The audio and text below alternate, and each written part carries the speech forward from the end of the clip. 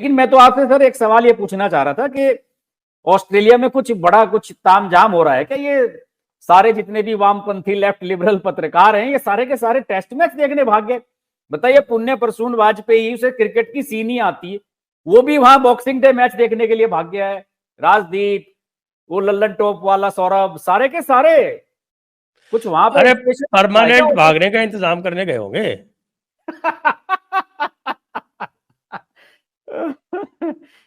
हाँ, ऑस्ट्रेलिया से बढ़िया क्या होगा साहब?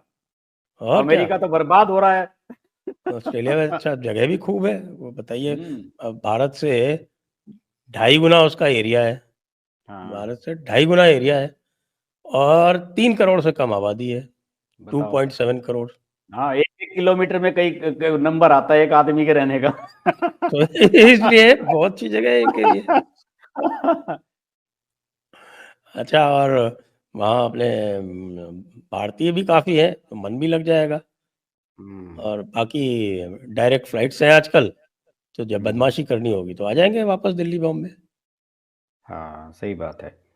और वैसे भी आजकल जो मार्केट में जो चीजें चल रही हैं और जिस तरह से जियो पॉलिटिक्स चल रही है, मुझे लग रहा है कि अमेरिका तो ऑलरेडी इन्होंने सब बाइडेन वगैरह ने बर्बाद कर ही दिया।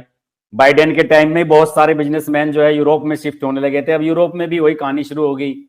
जर्मनी में, फ्रांस में, सब जगह बवाल मचा पड़ा है। तो अब ये ऑस्ट्रेलिया, न्यूजीलैंड यही बचते हैं, और बचता ही कहाँ है, यही सेफ हेवन है। राजदीप सरदेसाई ने जो अभी ये तीसरी किताब लिखी है ना, मोदी जी की तीसरी विजय गाथा, इसमें पता नहीं मोदी जी की विजय गाथा के बारे में कितना लिखा है, मैंने तो पढ़ी नहीं है। लेकिन इसके प्रमोशन में राजदीप सरदेसाई जो बातें कहते हुए घूम रहे हैं, और जिस लेवल तक वो चले गए हैं प्रमोशन में, अब मुझे लगता है कि इन्होंने ये तय कर लिया है कि आज तक और इंडिया टुडे में अब ज्यादा समय तक रहना नहीं है। जिस तरह की बातें ये कह रहे हैं, ये भी हमारे आपके साथ में आएगा मतलब। नहीं सर, उसे क्या जरूरत है सर, वो तो राज्यसभा के एमपी हैं, वो सब उन लोगों के पास तो बड़ा तामझाम है सर। यूट्यूब में तो फेल हो चुका राजदीप सरदेसाई, यूट्यूब में इसको कोई देखने वाला नहीं है। पिछले 2 साल से कोशिश कर रहा है, 1.5 लाख सब्सक्राइबर भी नहीं हुए सर। उसमें तो अरे हमारे से अभी बहुत पीछे है। आप देखो अभी खोल के चैनल इसका, कितने सब्सक्राइबर हैं। यूट्यूब में तो ट्राई कर ही रहा है ऑलरेडी, लेकिन बात यह कि माहौल वहां पे बन नहीं रहा। इन जैसे लोगों का माहौल तो ऐसे ही बनता है।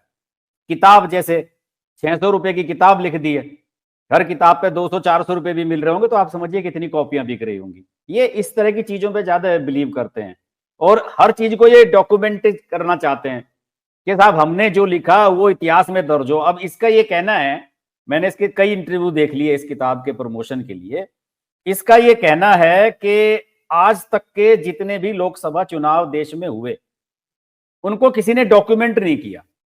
कायदे से अगर हम देखना चाहें कि 52 के चुनाव में क्या था, तो उस 52 के चुनाव का कोई आपको ऐसी बुक नहीं मिलेगी जिसपे सारा सिनेरियो उसमें स्पष्ट हो।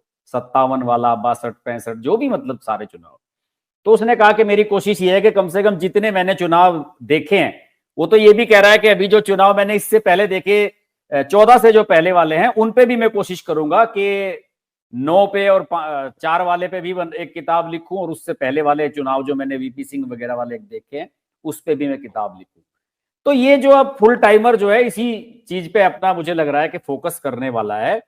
और दूसरा, जैसे कि मैं एक क्लिप देख रहा था, मुझे पता नहीं कि वो क्लिप कितनी रियल है कितनी नहीं, क्योंकि वो तो मैंने केवल सर्टेन पार्टी देखा, वो किसी ने ट्विटर पे डाली हुई थी। उसमें इसने एक इंटरव्यू में ये तक कह दिया कि पीएमओ में एक सेटअप लगाया गया है इंटरव्यू लेने के लिए, जब चुनाव हो रहे थे लोकसभा चुनाव के, और उसमें वहां पे कैमरा वगैरह सब कुछ था। आप जाइए, मोदी जी आपको इंटरव्यू देंगे, और उसकी फिर जो है वो कॉपी आपको दे दी जाएगी पेन ड्राइव में डाल के, या जाई में भी। आपको याद होगा कि अजीत अंजुम ने उस समय एक वीडियो बनाया था और हिरेन जोशी पे सवाल उठाए थे, जो पीएमओ में मीडिया देखते हैं, कि साहब ये जो है इस तरह से प्लानिंग करवा रहे हैं, लोगों को अपने कैमरे ले जाने की भी परमिशन नहीं है वहां पे। तो एक तरीके से राजदीप सरदेसाई ने तो इस बात की भी पुष्टि कर दी कि वहां पे जो है पहले से सेटअप लगाया गया था। हालांकि बहुत सारे लोगों ने मोदी जी के इंटरव्यू बाहर भी शूट किए, ओपन में भी, बाहर घूमते हुए, गार्डन में कहीं और घूमते हुए। सुधीर चौधरी लेकिन ने तो पूरा मना किया था कि ऐसा कुछ भी नहीं है, हम तो अपने कैमरे लेके गए थे। उसी इंटरव्यू के बारे में तो ये कह रहा है, उसमें सुधीर चौधरी है, राहुल कंवल है, और एक लेडी एंकर है, मुझे पता नहीं, और ये सारे लोग ही बैठे हुए हैं उसमें। तो एक ही इंटरव्यू था, वही इंटरव्यू था, और तो कोई इंटरव्यू मुझे याद नहीं पड़ता किस इंटरव्यू की बात कर रहे हैं। लेकिन ये बात अगर वो कह रहे हैं तो ये तो एकदम सनसनीखेज है। और इस पे तो उनके जो ऑनर हैं अरुण पुरी साहब, उन्हें भी बिल्कुल इसका संज्ञान लेना चाहिए कि अगर ऐसा है तो उन्होंने बाहर आके ये बात कही कैसे। आप चैनल की जो इंटरनल पॉलिसी है या कोई इस तरह की अगर बात है, कॉन्फिडेंशियल चीजें होती हैं, या आप इस तरह से ओपनली इन बातों को कैसे कह रहे हो। तो मुझे लगता है इन्होंने तो ठान लिया है कि अब रहना नहीं है। अगर आपको हमारी वीडियो पसंद आई तो वीडियो को लाइक करें, चैनल को सब्सक्राइब करें और नोटिफिकेशंस के लिए बेल आइकन को प्रेस करें।